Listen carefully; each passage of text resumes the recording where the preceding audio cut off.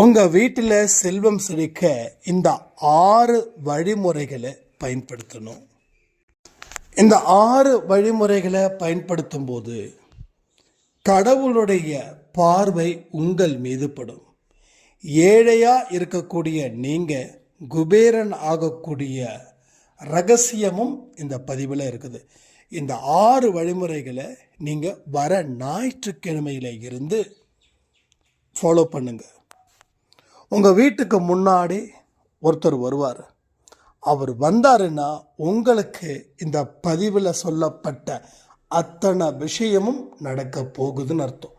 அப்போது கடவுளுடைய ஆசீர்வதிக்கப்பட்டவர்களுக்கு தான் ஞாயிற்றுக்கிழமை அன்னைக்கு ஒருவர் உங்கள் வீட்டிற்கு முன் வந்து நிற்பார். அவர் நின்ன உடனே நீங்கள் சட்டுன்னு இதை எல்லாத்தையும் செய்கிறீங்க. செஞ்சிட்டா அவர் நின்றுட்டா கடவுளுக்கு ஆசீர்வதிக்கப்பட்டவர்களாக நீங்கள் மாறுவீர்கள். இல்லை என்றால் வரும் நாட்களில் இது நடக்கும்.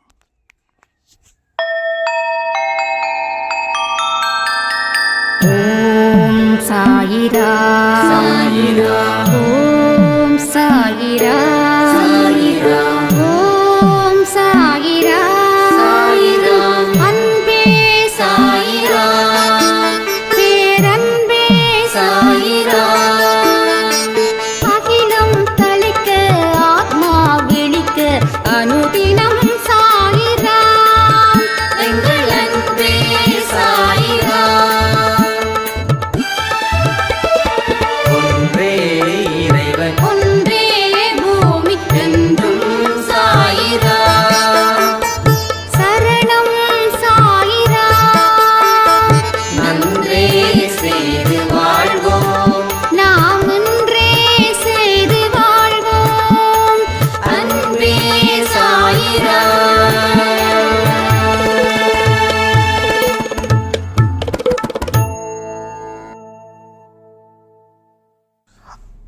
சாயிரா. என் உயிரின் உயிரானவர்களே, ஒரு சாய்ராமுடைய கேள்வி, வீட்டில் செல்வம் செழிக்க நான் என்ன செய்ய வேண்டும்? இந்த கேள்வியை கேட்கறதுக்கே எனக்கு சங்கடமாக இருக்குது. ஏன்னா அன்பே சாயில இருந்துக்கிட்டு செல்வத்தை பற்றி கேட்கலாமா அப்படின்னு. ஆனாலும் நிறைய மிடில் கிளாஸ் ஃபேமிலியில் தான் நம்ம இருக்கிறோம் இங்கே. அப்போது பணம் இருந்தால் தான் நமக்கு தேவையானதை வாங்கவும் முடியும், அவசியமானதை பூர்த்தி செய்யவும் முடியுன்ற அடிப்படையில் அந்த உரிமையில் நான் கேட்குறேன். நான் கேள்வி கேட்டது தவறா அப்படின்னு ஒரு சாய்ராம் கேட்டிருந்தாங்க. உண்மையிலே சொல்கிறேன், எதுவுமே தவறு இல்லை.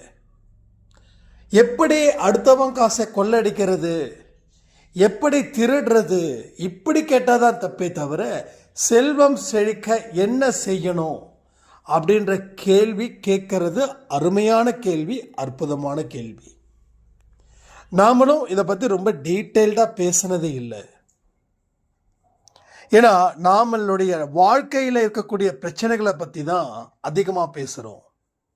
அதனால் இந்த மாதிரி வித்தியாசமான கேள்விகளை நீங்கள் எழுப்புங்க. ஸோ நிறைய பேருக்கு அது பயனுள்ளதாக அமையும். சரி, செல்வம் செழிக்க என்ன செய்யணும்? அதுவும் இன்னைக்கு வெள்ளிக்கிழமை, அதுவுமா இந்த பதிவு ரொம்ப சிறப்பு வாய்ந்ததாக மாறப்போகுது. உங்கள் வீட்டில் நிச்சயமாக நான் சொல்லக்கூடிய வழிமுறைகளை நீங்கள் பின்பற்றினீங்கன்னா நிச்சயமாக உங்கள் வீட்டில் காசு இருந்துக்கிட்டே இருக்குங்க. முதல்ல செல்வம் செழிக்க தேவைப்படுவது ஒரு வேலை. அந்த வேலை இருக்கணும். வேலை இல்லாதவங்களுக்கு வாய்ப்பே கிடையாது. ஏதாவது ஒரு வேலை செய்யக்கூடியவர்களுக்கு தான் அந்த பணத்தை பார்க்கவே முடியும். சரியா?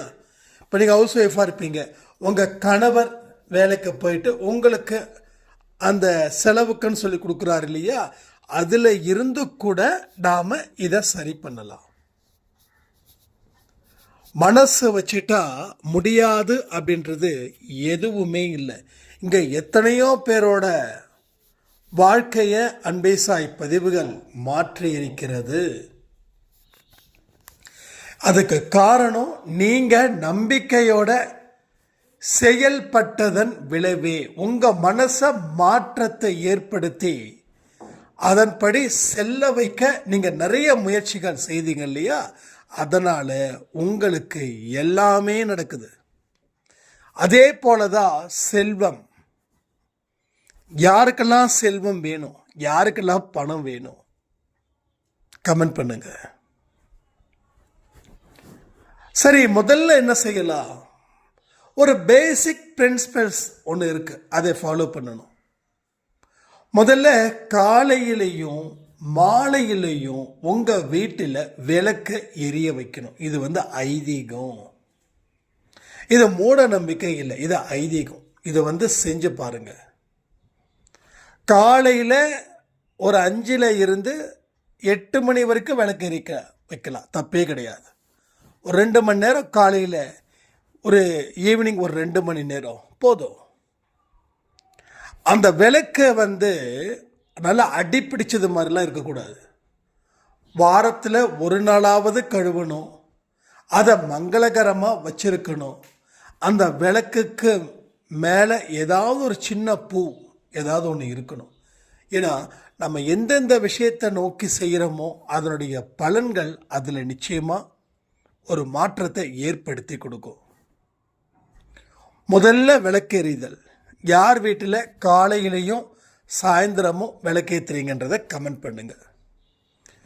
விளக்கு ஃப்ரெஷ்ஷாக இருக்கணும், விளக்கில் அடி பிடிச்சிருக்கக்கூடாது, அதுவாக அணையக்கூடாது, நீங்களாக தான் அதை அணைக்கணும்.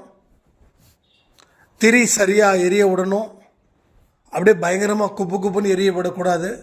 அந்த விளக்கு கூட சன்னமாக எரியணும், விளக்கு கூட சன்னமாக எரியணும். விளக்கு எரிகிற ரூமில் ஃபேன் யூஸ் பண்ணக்கூடாது. சில இடத்துல ஃபேன் யூஸ் பண்ணுவாங்க, ஆனால் அந்த விளக்கு ரொம்ப வேக வேகமாக எரியும். ரொம்ப இந்த பக்கம் அழைப்பாயும் அந்த பக்கம் அழைப்பாயும் அப்படி இருக்கக்கூடாது. விளக்கு சன்னமாக எரியணும், எந்த டிஸ்டர்பன்ஸ் இல்லாமல் இருக்கணும். அந்த இடத்துல தான் விளக்கு எரிய விடணும். இது முதல் பாயிண்ட். அடுத்தது, வீட்டில் 2 மணி நேரமாவது மங்கள இசை இல்லை கடவுளோட பாட்டு ஏதாவது மெல்லிய இதில் வைக்கணும், மெல்லிய இதில் இருக்கணும். ஏன்னா இதுக்கும் அதுக்கு என்னங்க சம்மந்தம்னா, நான் எல்லாத்தையும் சொல்ல வரேன், கடைசியில் சொல்ல வரேன். அது முதல்ல விளக்கெறியணும். அந்த விளக்கெறியும் போது கடவுளுடைய பாடல்கள் இருக்கணும் அந்த ரூமில். 3வது, விளக்கு எரியும் போதும் அந்த பாடல் ஒலிக்கும் போதும் எதிர்மறை விஷயங்களை நினைக்கக்கூடாது. வீட்டில் கோவப்படவும் கூடாது. உங்களை சுற்றி இருக்கிறவங்க கோவப்படட்டும், ஏன்னா அவங்களுக்கு இந்த பயிற்சி தேவையில்லை, உங்களுக்கு தான் இந்த பயிற்சி. அவங்க என்ன வேணாலும் சொல்லட்டும், நீங்கள் பதிலுக்கு பதில் கொடுக்கக்கூடாது. மனதார கூட எதையுமே நினைக்கவும் கூடாது. இதுவும் முக்கியமான ஒரு பாயிண்ட். ஓகேங்களா? இப்போ என்ன பண்ணணும்? காலையிலையும் சாயந்தரமும் விளக்கேறியணும். விளக்கு நல்லா நீட்டாக இருக்கணும், திரி கரெக்டாக இருக்கணும், சன்னமாக எரிய விடணும், பாட்டு பாடணும், சாய்பா சாங்கோ இல்லை ஏதோ ஒரு மங்கள இசையோ இல்லை வேறு எந்த சாமியோட பாட்டோ அது மெதுவாக ரொம்ப தடாப்டான்னு வைக்கக்கூடாது, சவுண்டு அப்படி இருக்கணும். அப்போது அடுத்தது, எதிர்மறை எண்ணங்களை நினைக்கக்கூடாது, கோவப்பட்டு கத்தக்கூடாது, அமைதியான முறையில் நீங்கள் இருக்கணும். இது முதல் பாயிண்ட். 2வது பாயிண்ட், வீட்டுக்கு வெளிச்சத்தை ஏற்படுத்துவது போல ஏற்படுத்தணும். அதாவது நிறைய பேர் என்ன பண்ணுவாங்க, வீட்டை ரொம்ப கசகசகசன்னு வச்சுருப்பாங்க. வீட்டில் ஒரு போதிய வெளிச்சமே இருக்காது. அதனால் வெளிச்சம் வருவதற்கு உண்டான வழிகள் இருக்குதா அப்படின்றதையும் செக் பண்ணிக்கணும். அப்படி என்னென்ன வழிகள்லாம் இருக்குதோ போதிய வெளிச்சத்தை அந்த வீட்டுக்குள்ளே கொண்டு வர முயற்சிகள் செய்யுங்க. ஓகேங்களா? வெளிச்சம் போதுமானதாக இருக்கணும். நீங்கள் ஜன்னல்லாம் அடைச்சிருப்பீங்க இல்லையா, கொசு வருது அப்படின்னு, பிரச்சனை இல்லை, கொஞ்சம் திறந்து விடுங்க. 8 மணிக்கு மேலே ஜன்னலை கூட க்ளோஸ் பண்ணிக்கோங்க, கொஞ்சம் திறந்து விடுங்க. கொஞ்சம் காற்று, வெளிக்காற்று உள்ளே வரணும். வெளிக்காற்றே உள்ளே வராமல் இருக்கும், அந்த இடத்துல நிறைய என்ன சொல்கிறது, ஒரு மாதிரி வீடே வந்து ஒரு வைப்ரேஷன் இல்லாதது போல இருக்கும். ஸோ வெளிக்காற்றுகள் உள்ளே வரணும், வெளிச்சம் உள்ளே வரணும். 2. 3வது, தேவையில்லாத பொருள்களை வீட்டில் வச்சிருக்கவே கூடாது. தேவையில்லாத பொருள் 6 மாதத்துக்கு மேலே ஒரு பொருளை நீங்கள் யூஸ் பண்ணலன்னா அந்த பொருளை எப்பயுமே யூஸ் பண்ண மாட்டீங்கன்னு அர்த்தம். இன்னும் சிலர் என்ன பண்ணுவாங்க, உடஞ்சி போன பொருளை கூட எடுத்து வச்சுருப்பாங்க. ஒரு 20 வருஷத்துக்கு முன்னாடி வாங்கின டிவி ரிப்பேர் ஆகிடுச்சு, அது கொடுத்தா 100 ரூபா 500 ரூபா கொடுக்குறேன்னு சொல்கிறாங்க பைத்தியக்காரனுங்க. நான் எவ்வளோ ரூபா போட்டு வாங்கி கொடுத்தேன்னு சொல்லி வீட்டை ஸ்லாப் மேலே வச்சுருப்போம். நான் திரும்பவும் சொல்கிறேன், எதுவும் ஆகாத பொருள் அது வந்து ஒரு டெட் பாடி போல். நாம் ஒரு விஷயத்தை புரிஞ்சுக்கணும், இறந்தவங்களை எவ்வளவுதான் ஆசாசையாக அவங்க மேலே இருந்தாலும் நம்ம வீட்டுக்குள்ளே வச்சுருக்கோமா என்ன? எங்கே வைக்கிறோமோ அங்கே வச்சுட்டு வந்துடுறோம், எங்கே எரிக்கிறோமோ அங்கே எரிச்சிட்டு வந்துடுறோம். அப்போ ஏன் பொருளை மட்டும் பத்திரப்படுத்தி வச்சுட்டு இருக்கோம்? ஓடாத கிரைண்டர், ஓடாத வாஷிங் மிஷின், ஓடாத ஃபேனு, சில பேரோட வீட்டில் ஃபியூஸ் போன லைட்டு கூட வச்சுருப்பாங்க. இதெல்லாம் எதுக்குன்னு அவங்களுக்கும் தெரியாது. என்னமோ பழைய பொருள் அந்த இடத்த வச்சிடலான்னு. தயவு செய்து வர ஞாயிற்றுக்கிழமை உங்கள் வீட்டை முதல்ல சரி பண்ணுங்க. இதெல்லாம் இருந்தால் பணம் சத்தியமாக வராது. நான் சொல்லக்கூடிய எல்லாமும், இது மட்டும் இல்லை, எல்லாமும் ஓடாத வண்டி, ஓடாத சைக்கிள் எல்லாம் வீட்டுக்குள்ளே அடைச்சி இருக்குது. கிட்டத்தட்ட 100 பொருள் இருக்குதுன்னா 50 பொருள் தேவையில்லாத பொருள், இல்லை உடைந்த பொருளாக தான் இருக்கும். இதை எல்லாத்தையும் தூக்கி எறிங்க, இல்லாதவர்களுக்கு கொடுங்க. இல்லையா, பழைய பொருள் வாங்குறாங்க இல்லையா, அவங்க வருவாங்க, வீட்டுக்கு முன்னாடி வருவாங்க இல்லையா, அவங்கள வர வச்சு ஸ்லாப்பில் இருக்கிறது எல்லாத்தையும் எடுத்து அவங்க என்ன ரேட்டு கேட்குறாங்களோ நீங்கள் கொடுத்துருங்க. அது பார்கெயின் பண்ணி வாங்குறதும் வாங்காததும் உங்கள் திறமையை பொறுத்து இருக்குது. அதே போல் இந்த பழைய பேப்பர்ஸ், அதாவது திரும்பவும் சொல்கிறேன், தேவையில்லாத எதுவும் வீட்டில் இருக்கக்கூடாது. வீட்டில் கிழிஞ்சு போன துணிங்கெல்லாம் பீரோவில் வச்சுருப்பீங்க இல்லையா, அதையும் எடுத்து கொடுங்க. சாயம் போன ட்ரெஸ்ஸஸ் வச்சுருப்பீங்க இல்லையா, அது யூஸே இருக்காது, இருந்தாலும் இருக்கட்டும் இருக்கட்டும் இருக்கட்டும். இப்படிலாம் வைக்கும்போது செல்வம் கண்டிப்பாக உங்களை வந்து சேராது. ஏன்னா யூஸ் பண்ணாத எந்த ஒரு பொருளும் எதிர்மறை எண்ணத்தை தாக்கத்தை ஏற்படுத்தக்கூடியதே, அல்ல சந்தேகமே வேண்டாம். இது மூட நம்பிக்கை சத்தியமாக இல்லை. ஒவ்வொரு பொருளுக்கும் ஒரு ஆன்மா இருக்குது. அந்த ஆன்மா செயல்படணும். செயல்படாத ஆன்மா இறந்து போனதுக்கு சமம். இது உங்ககிட்ட இருக்கிறதால இது யூஸ் இல்லை. ஏன்னா உங்ககிட்ட ஆல்ரெடி ஏற்கனவே ஒன்று இருக்கிறதால அது நீங்கள் ஓரங்கிட்ட வச்சுட்டீங்க. அது என்னை கைது பண்ணிட்டாங்க, என்னை அரெஸ்ட் பண்ணிட்டாங்க, எனக்கு தேவையான சுதந்திரத்தை கொடுக்கலன்னு சொல்லி அது உள்ளுக்குள்ளேயே வெந்துக்கிட்டு இருக்கும். அதுவும் உங்களுக்கு பிரச்சனைகளை கொடுக்கும், கண்டிப்பாக கொடுக்கும். கொடுக்கலான்னு சொல்லலை, கொடுக்கும். அப்போ இந்த ஞாயிற்றுக்கிழமை அன்னைக்கு என்ன செய்யணும்? வீட்டில் இருக்கக்கூடிய தேவையில்லாத பொருள்களை அத்தனையும் இப்போயே லிஸ்ட் எடுத்துக்கோங்க, எங்கெங்கெல்லாம் தேவையில்லாத பொருள் இருக்குதுன்னு.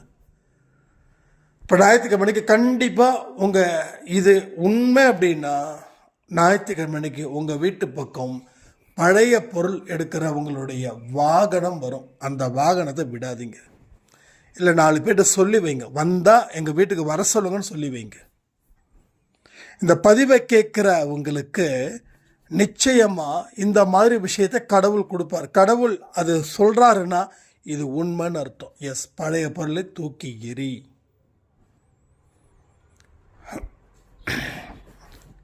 அடுத்தது, உங்களுடைய வருமானம் நீங்கள் சம்பாதிக்கிறீங்களோ இல்லை உங்கள் கணவர் சம்பாதிக்கிறாங்களோ, அதை வந்து ஒரு சின்ன உண்டியல் ஒன்று எடுத்துக்கோங்க. அந்த உண்டியலில் ஒரு 100 ரூபாய்க்கு 10 ரூபா அந்த உண்டியலில் தூக்கி போடுங்க. 1000க்கு 100 ரூபா போடுங்க. 2000க்கு 200 ரூபா போடுங்க. 10% 5% அந்த உண்டியலில் தூக்கி போடுங்க. இல்லாதவர்களுக்கு உதவிகள் செய்யுங்க. அதாவது 1ஆம் தேதி மட்டும்தான் உதவிகள் செய்யணும் அப்படின்ற கணக்கெலாம் இல்லை. 1ஆம் தேதின்றது ஒரு 1ஆம் தேதியிலேருந்து 10ஆம் தேதி வரைக்கும் நாம் நிச்சயமாக அதை செய்யணும், அவ்வளோதான். ஆனால் எப்போவெல்லாம் உங்களுக்கு டைம் கிடைக்குதோ அப்போல்லாம் நீங்கள் உதவிகள் செய்யுங்க, தப்பே கிடையாது. ஸோ தப்பே கிடையாது. நம்மலாம் எப்படின்னா, இப்போது நம்ம அன்பே சாய் அந்த நம்பருக்கு நிறைய பேர் வந்து கூகுள் பே வந்து கேஷ் அனுப்புகிறீங்க, ஒரு 100 200 எப்படின்ற மாதிரி. கிட்டத்தட்ட போன மாதம் மட்டும் நீங்கள் அனுப்பின பைசா, அதாவது எனக்கு அனுப்பின பைசா எவ்வளோ தெரியுங்களா? 5000 ருபீஸ். இந்த 5000 நம்ம என்ன பண்ணுறோம் அப்படின்னா, இங்கே இருக்கிற 1 2 இந்த ஒரு சபை இருக்குது, அந்த சபைக்கு கொடுத்துருவோம். அவங்க வந்து 2000 ரூபாய். இன்னொரு சாய்ராம் வந்து ரெகுலராக மாதம் 5000 அனுப்புகிறாங்க, அவங்க ஃபாரினில் இருக்காங்க. ஸோ வந்து அவங்க கேஷோடு சேர்த்து போன மாதம் நமக்கு வந்தது மொத்தமாக 10,000 ரூபாய் வந்துச்சு. எவ்வளோ? 10,000 வந்துச்சு. அந்த 5,000 வந்து இந்த சபைக்கு வந்து நம்ம கொடுத்துருவோம். அதாவது காலையில், மதியானம், இரவு அப்படின்னு சொல்லி அவங்க சாப்பாடு கொடுக்குறாங்க. அதுக்கு நேருக்கு நேராகவே நம்ம பார்க்குறோம். அதனால் வந்து எங்கே ஜெனிவனாக செய்கிறாங்களோ அங்கே நம்ம கையால் உதவி பண்ணுறோம். இப்போ நீங்கள் கொடுக்குற அந்த 5,000 யாராவது அதை மொத்தமாக சேர்ந்த அந்த கேஷ் வந்து 5,000 சேர்ந்ததுன்னு சொன்னேன் இல்லையா?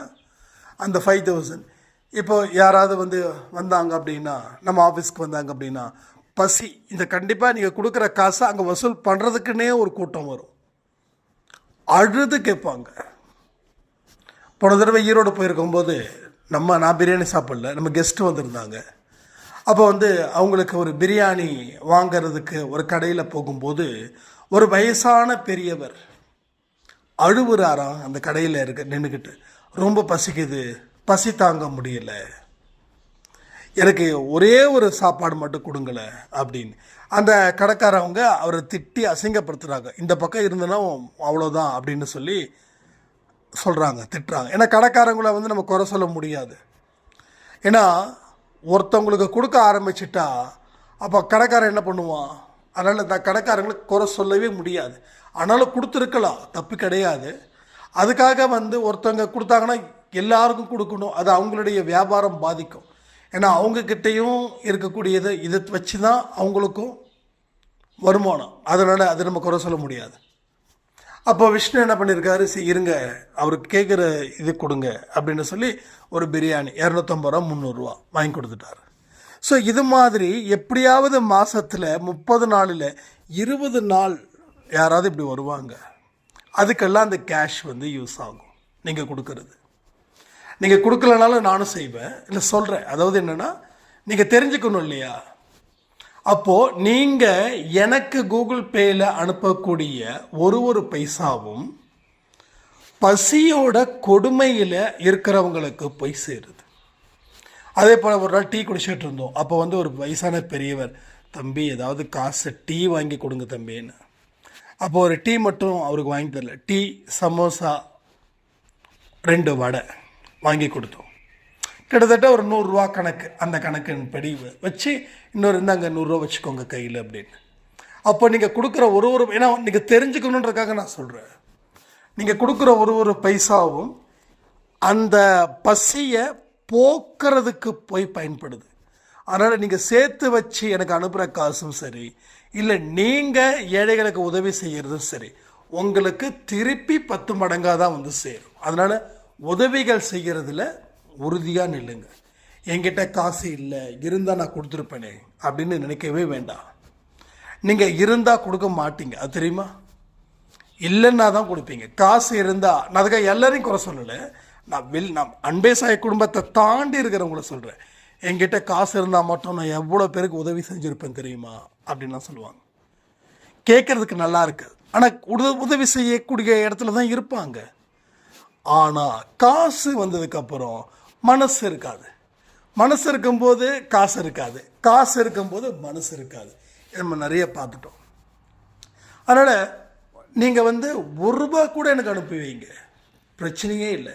இல்லைன்னா 3 ரூபாய்க்கு நாய்க்கு பிஸ்கட் போடுங்க, பிரச்சனையே இல்லை. ஆனால் 1ஆம் தேதியில் இருந்து 10ஆம் தேதிக்குள்ளே நீங்கள் அதை செய்யணும். புரியுதா? 1ஆம் தேதியிலேருந்து 10ஆம் தேதிக்குள்ளே ரூபா அனுப்புனாலும் அது அக்கௌண்ட்டுக்கு தான் வரும். இப்போ இது யாருக்கோ ஒருத்தவங்களுக்கு போய் சேரும். அப்போ உங்களுக்கும் அதில் பங்கு இருக்குது. அந்த பங்கு உங்கள் வருமானத்தை அதிகரிக்கும். ஏழைகளுக்கு உணவளிக்கும் போது நீங்கள் வள்ளலாகவே மாறக்கூடிய தருணம் வந்து சேரும். அதனால் அதை பற்றி நீங்கள் கவலைப்படவே வேண்டாம். அப்போது ஏழைகளுக்கு உதவிகள் செய்வதன் மூலமாக உங்களுக்கு பணம் பெருகும். அடுத்தது, நேர்மறையான எண்ணங்கள் வேணும்.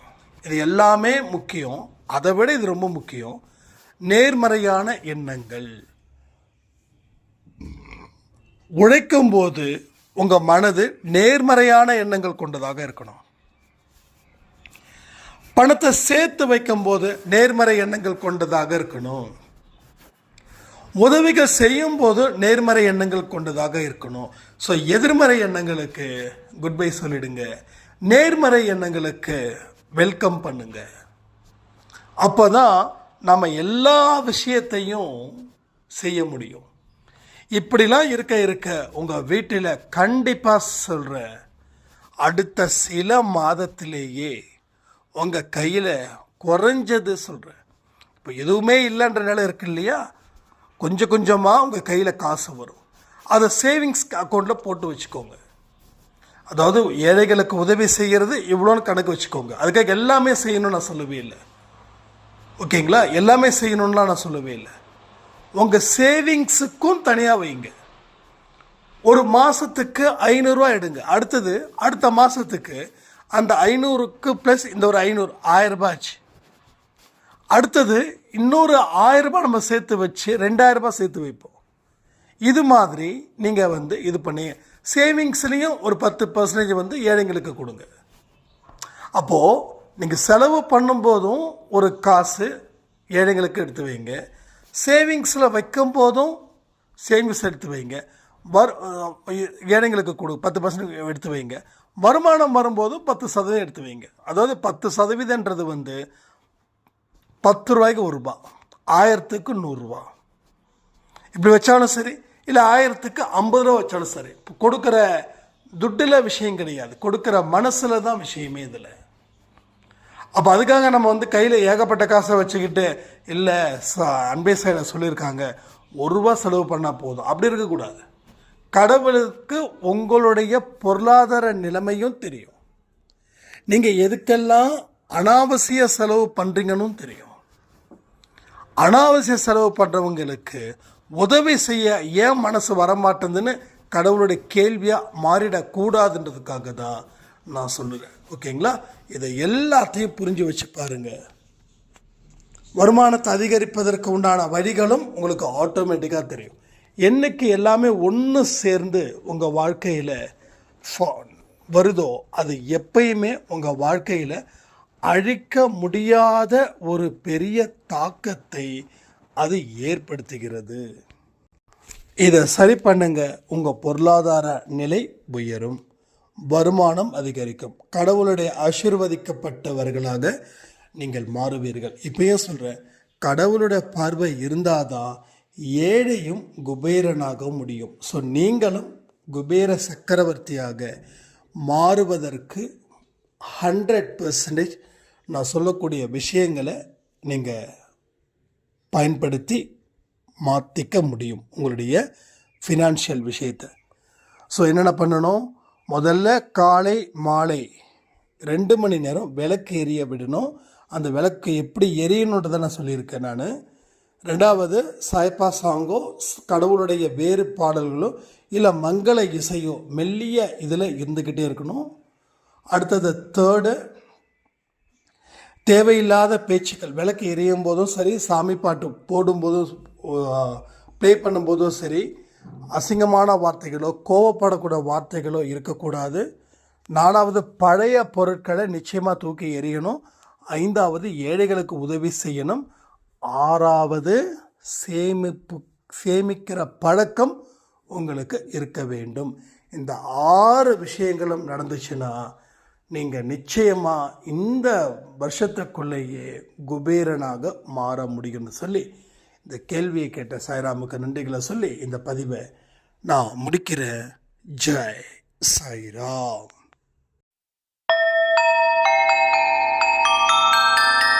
ஓம் சாயிரா சாயிரா ஓம் சாயிரா